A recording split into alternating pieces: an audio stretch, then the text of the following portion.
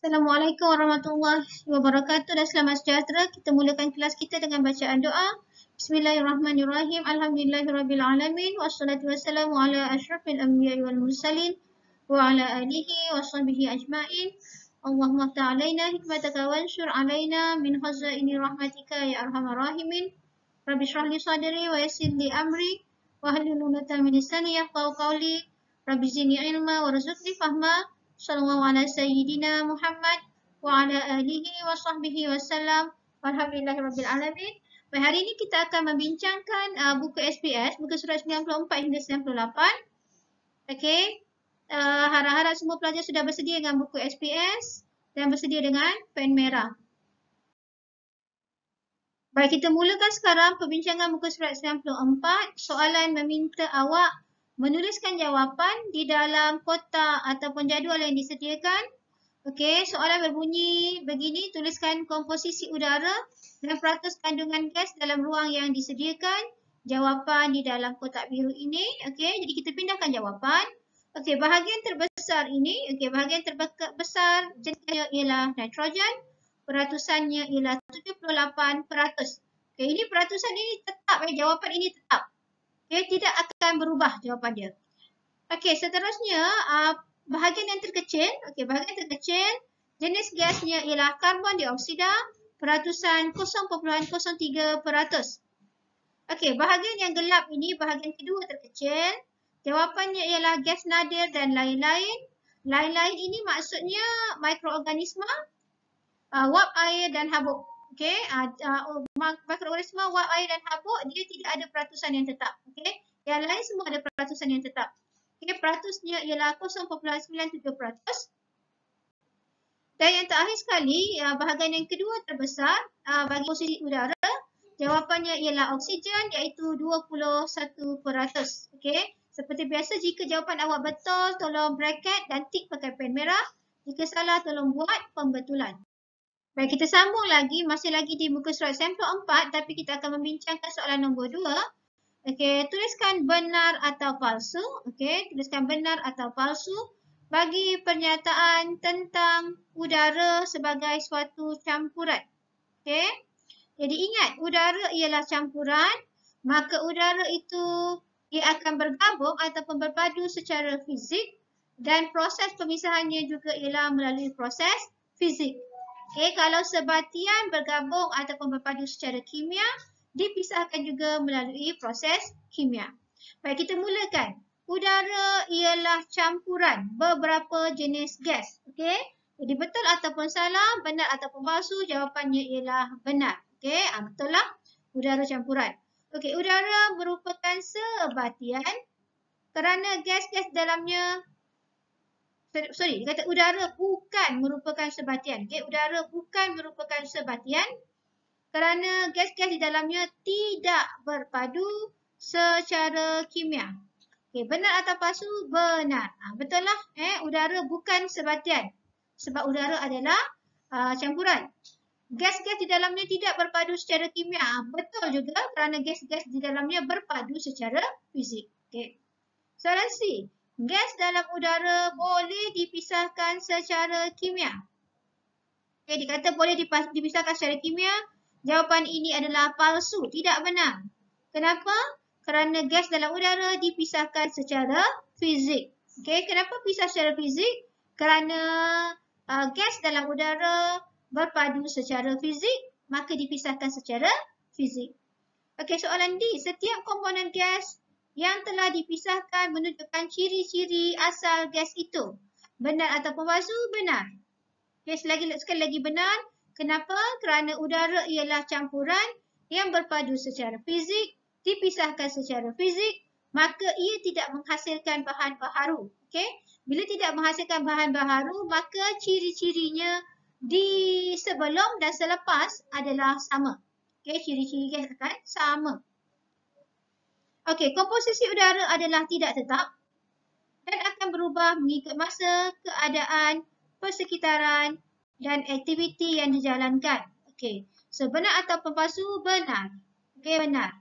Jadi komposisi udara adalah tidak tetap, betul lah, memang tak tetap. Okey, memang kita dah beri peratus ya, nitrogen 78, contohnya oksigen 21, apa nama lagi, karbon dioksida 0,03%. Memang diberikan peratusannya. Peratusan itu tetap. Okey, tapi komposisi ini sentiasa berubah-ubah, bergantung kepada masa, bergantung kepada proses-proses hidup yang berjalan, okey, ataupun aktiviti yang dijalankan. Okey, sentiasa bergantung. Okey. Jadi peratusan itu memang tetap, tapi komposisi itu akan sentiasa berubah-ubah, naik dan turun. Tapi secara umumnya peratusannya itulah dia, ya, macam yang telah diberikan. Okay? Tidak akan berubah peratusan itu jika soalan diberikan kepada awak. Okay. Komponen-komponennya adalah bercampur-campur dan sama dari segi kuantiti. Okay, so jawapan ini adalah palsu. Okay, palsu. Okay, komponennya tidak adalah sama sahaja dari segi kuantiti. Okay. Jadi macam kita bincang, okay, peratusannya adalah berbeza-beza ya. Terakhir sekali, semua gas dalam udara merupakan unsur. Sekali lagi ini adalah palsu. Bukan semua gas adalah unsur. Okay. Macam oksigen, oksigen adalah unsur. Tetapi karbon dioksida itu adalah sebatian. Sebab karbon dioksida adalah gabungan daripada karbon dan oksigen. Maka dia adalah sebatian. Okay. Baik, sekarang kita akan masuk muka surat 95. Okey, muka surat 95. Eksperimen ini insya-Allah kita akan dibuat di sekolah nanti. Tajuk eksperimen adalah peratusan oksigen dalam udara. Okey, tujuan eksperimen, lihat kepada muka surat 95 buku SPS, menentukan peratus gas oksigen dalam udara. Okey, lihat kepada gambar rajah. Okey, lihat kepada gambar rajah sekarang. Okey, gambar rajah menunjukkan susunan radar sebagai eksperimen untuk menentukan berapakah peratusan oksigen di dalam udara. Okey, dalam eksperimen ini apa yang berlaku ialah balang gas ini sebenarnya penuh. Okey, sebenarnya penuh. Penuh dengan apa? Penuh dengan udara. Okey, jadi kita telah belajar dalam bab sebelum ini, jirim ialah sesuatu yang memenuhi ruang. Okey, jadi udara telah memenuhi ruang di dalam balang gas. Tetapi oleh kerana udara tidak dapat dilihat dengan mata kasar, maka kita tidak dapat melihat udara dan kita menyangkakan bahawa balang gas ini kosong. Okay, sebenarnya penuh dengan udara. Jadi salah satu komponen udara ialah oksigen, iaitu gas yang digunakan untuk menyokong pembakaran. Okay, jadi selagi gas oksigen ada, selagi itu api akan kekal menyala. Okay. Jadi apa yang berlaku dalam aktiviti ini ialah balang gas yang penuh dengan udara ini kita akan terlangkupkan ke lilin yang menyala. Okay? Jadi bila kita terlangkupkan balang gas yang berisi udara, yang terdapatnya salah satu komponen udara iaitu oksigen, maka lilin ini akan terus menyala sehinggalah gas oksigen di dalam balang gas habis digunakan. Okay? Jadi seperti yang kita telah belajar sebelum ini, komposisi oksigen di dalam udara ialah sekitar 21% ataupun 1/5 daripada kandungan udara. Okay? Ataupun di dalam balang gas ini 1/5 daripada bahagian balang gas ini adalah gas oksigen. Okay? Jadinya kita telah bahagikan balang gas ini kepada 5 bahagian. 1, 2, 3, 4 dan bahagian terbawah sekali ialah bahagian yang ke-5. Okey, jadi ada 5 bahagian balang gas. Okey. Jadi tengok kepada arahan dengan menggunakan gelang getah, bahagikan balang gas kepada 5 bahagian. Okey, 5 bahagian. Kepada 5 bahagian. Letakkan sebatang lilin menyala di dalam balang gas yang mengandungi udara. Lukis pemerhatian anda setelah nyalaan lilin terpadam dalam rajah yang diberi. Okey, jadi lilin ini asalnya ada api, macam ni, asalnya ada api kat sini. Ini asal. Kemudian apa berlaku? Selepas beberapa ketika nyalaan lilin akan terpadam. Okey, baik, apabila nyalaan lilin terpadam, kita tahu bahawa oksigen yang terdapat di dalam balang gas telah habis digunakan untuk pembakaran lilin. Okey, sebab itu lilin akan terpadam. Okey, jadi apabila oksigen habis digunakan, bermaksud 1/5 ataupun 21% bahagian udara di dalam balang gas telah habis. Okey, maknanya 1/5 ataupun 21% bahagian di dalam balang gas telah kosong. Okey. Jadi apa yang berlaku bila balang gas kosong? Okey. Bila oksigen dihabis digunakan. Apa yang berlaku ialah air di dalam bikar akan mula memasuki balang gas. Okey. Air akan masuk ke dalam balang gas. Okey, memenuhi 1/5 kawasan yang kosong ataupun 21% bahagian yang kosong. Okey. Jadi apa yang berlaku? Bahagian yang kosong tadi akan dipenuhi air. Okey, jadi saya warnakan. Okay, jadi dalam buku awak, saya nak awak warnakan juga seperti ini. Okey. Warnakan seperti ini menunjukkan air telah masuk ke dalam balang gas untuk mengisi kekosongan di dalam balang gas yang pada asalnya dipenuhi dengan gas oksigen. Okey. So, gas oksigen dah habis dah ni. Okay, kita dah habis gunakan untuk pembakaran lilin. Okey. Apa pemerhatian kita? Nyalaan lilin terpadam dan paras air naik sehingga 1/5 daripada ruang udara dalam balang gas itu. Baik, sekarang kita sambung perbincangan. Okey, perbincangan. Mengapakah nyalaan lilin terpadam selepas beberapa ketika? Okey. Mengapa nyalaan lilin terpadam selepas beberapa ketika? Okey. Untuk lilin menyala, ada satu gas yang diperlukan. Gas itu ialah gas oksigen. Okey.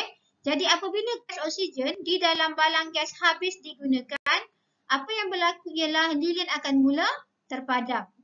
So, jawapannya ialah gas oksigen di dalam balang gas telah digunakan untuk pembakaran. Okey. Baik, soalan nombor 2, anggarkan pecahan udara yang telah digunakan untuk pembakaran dalam balang gas.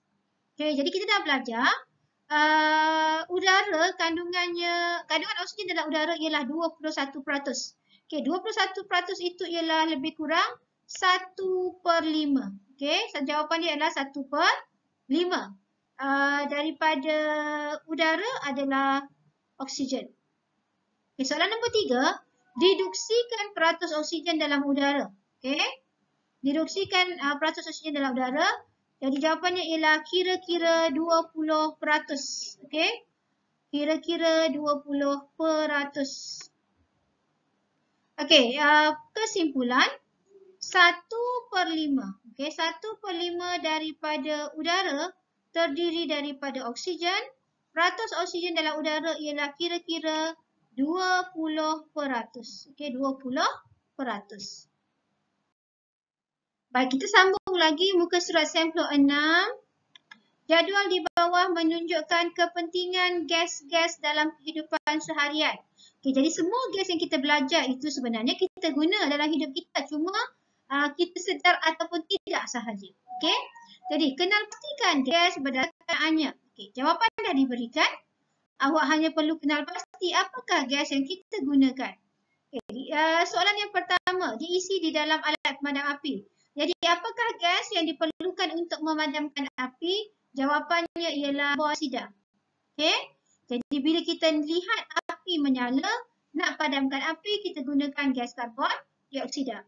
Okey, jadi gas karbon dioksida dimasukkan di dalam alat pemadam api. Okey, anak-anak, kita nak nyalakan api, kita gunakan oksigen. Ingat nak nyalakan api gunakan oksigen, nak padamkan api guna karbon dioksida.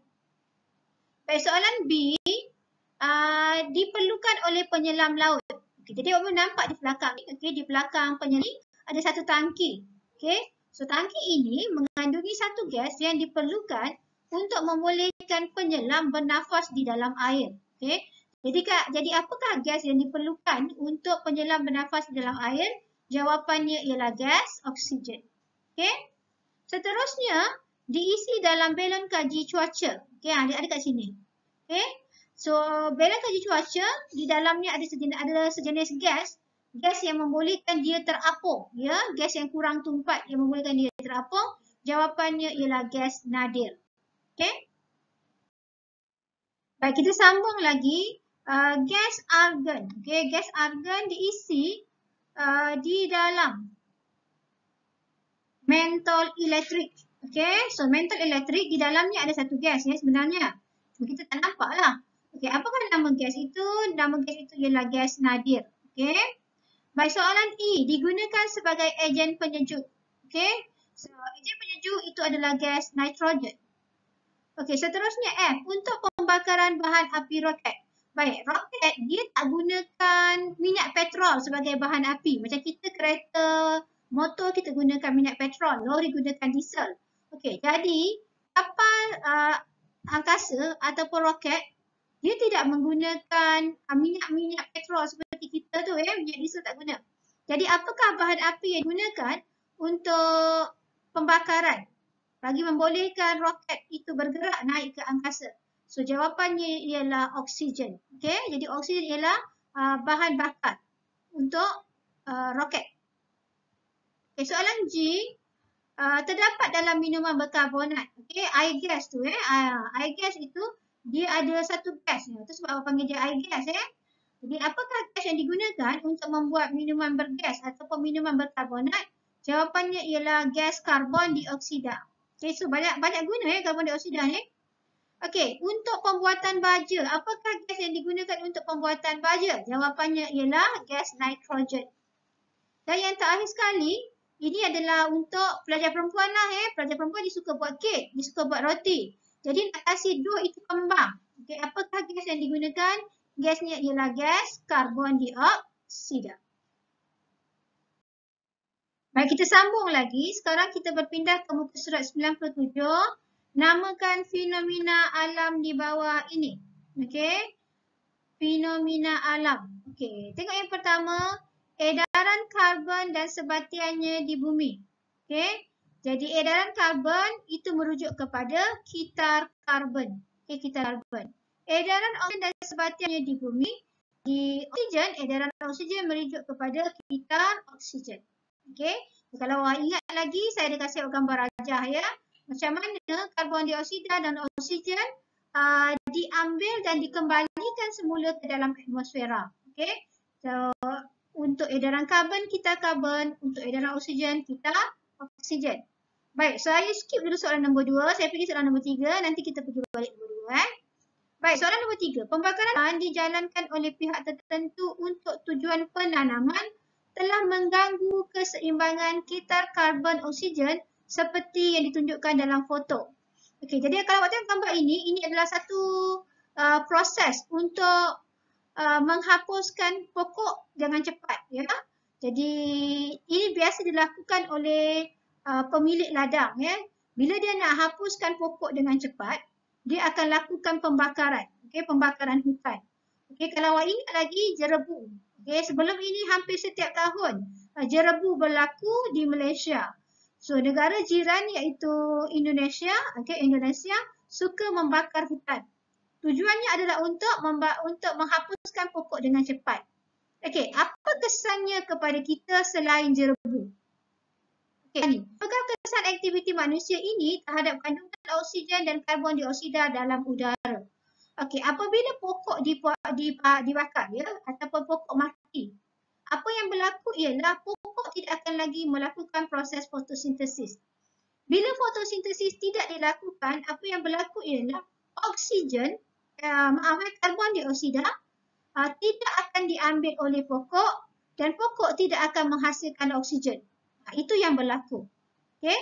Jadi apabila pokok tidak menghasilkan oksigen, ini akan menyebabkan kandungan oksigen semakin rendah dan kandungan karbon dioksida akan semakin bertambah. Okey. Okey, tengok kepada jawapan di bawah. Kandungan oksigen berkurang manakala kandungan karbon dioksida bertambah. Okey, itulah kesannya. Okey. Sebab proses fotosintesis akan membebaskan oksigen dan mengambil karbon dioksida. Okey, jadi bila pokok kurang, maka karbon dioksida di dalam udara akan semakin bertambah manakala oksigen akan semakin berkurang kerana tidak ada benda hidup yang menghasilkan oksigen. Okey? Baik, kita sambung lagi. Tadi saya kata kita skip dulu soalan nombor 2 kan? Okey, sekarang kita buat soalan nombor 2. Okey, proses fotosintesis memainkan peranan yang penting dalam kitar karbon oksigen. Lengkapkan rajah kitar karbon oksigen di bawah dengan proses-proses yang berlaku. Okey, jadi jawapan telah diberikan di sini. Awak akan pindahkan ke dalam rajah yang diberi di bawah. Baik, soalan A. Kita cari A. Okey, A. Ni A. A jawapannya ialah pereputan dalam kurungan penguraian. Okey, pereputan dalam kurungan penguraian organisma mati. Jadi setiap organisma apabila mati, dia akan mengalami satu proses pereputan ataupun proses penguraian. Dan proses ini akan membebaskan gas karbon dioksida. Okay, soalan B. Ini adalah proses pembakaran, okay, pembakaran api. Proses ini juga membebaskan gas karbon dioksida ke dalam atmosfera. Baik, soalan C. Okay, soalan C ini merujuk kepada apa? Soalan C merujuk kepada respirasi. Okay, jadi semua benda hidup akan melakukan proses respirasi. Okay, jadi proses respirasi akan mengambil oksigen, okay, menyerap oksigen dan membebaskan gas karbon dioksida. Okay, sama jugalah tadi pereputan dengan pembakaran ni menyerap oksigen, membebaskan karbon dioksida. Baik, soalan D. D ini merujuk kepada proses apa? Ialah proses fotosintesis oleh tumbuhan hijau. Okay, proses fotosintesis adalah satu-satunya proses yang menyerap karbon dioksida di sini, okay, dan membebaskan oksigen. Dan yang terakhir sekali pengaratan. Pengaratan juga proses yang menyerap gas oksigen. Jadi kita boleh lihat di sini betapa pentingnya tumbuhan kerana tumbuhan akan mengurangkan karbon dioksida di dalam atmosfera dan membekalkan semula oksigen ke dalam atmosfera yang akan digunakan dalam pelbagai proses hidup. Okey, contohnya respirasi, pengaratan, pereputan, pembakaran. Okey, jadi semua proses ini memerlukan oksigen. Baik, seterusnya muka surat 98. Minta maaf saya lupa nak ubah muka surat 98 sebenarnya. Saya terbuat sampel 4 pula. Macam mana saya tersalah type, sorry Baik, muka surat 98 sebenarnya. Okey. Soalan muka surat sampel 8, soalan meminta awak lengkapkan ruang di bawah tentang kesan daripada penambahan karbon dioksida dalam udara kepada hidupan dan persekitarannya. Okey, itulah soalannya. Okey, tengok kat sini. A. Lapisan gas karbon dioksida. Okey, lapisan gas karbon dioksida memerangkap haba daripada matahari. Okay, lapisan gas karbon dioksida memerangkap haba daripada matahari. Okey, apabila gas karbon dioksida memerangkap haba daripada matahari, apa yang berlaku? Tengok kepada B, rumah hijau memerangkap haba. Okey, ini macam ni rumah hijau Rumah hijau memerangkap haba daripada matahari dan memanaskan tanaman di dalamnya. Okey, rumah hijau memerangkap haba daripada matahari dan memanaskan tanaman di dalamnya. Okey, so B ini apabila rumah hijau memerangkap haba dan memanaskan tanaman di dalamnya, ini dinamakan sebagai kesan rumah hijau. Okey, kesan rumah hijau. Okay, kita sambung lagi. Jadi, kesan rumah hijau ini adalah gambaran apa yang berlaku kepada rumah kita, kepada dunia kita bukan rumah kita. Gambaran kepada apa yang berlaku kepada dunia kita.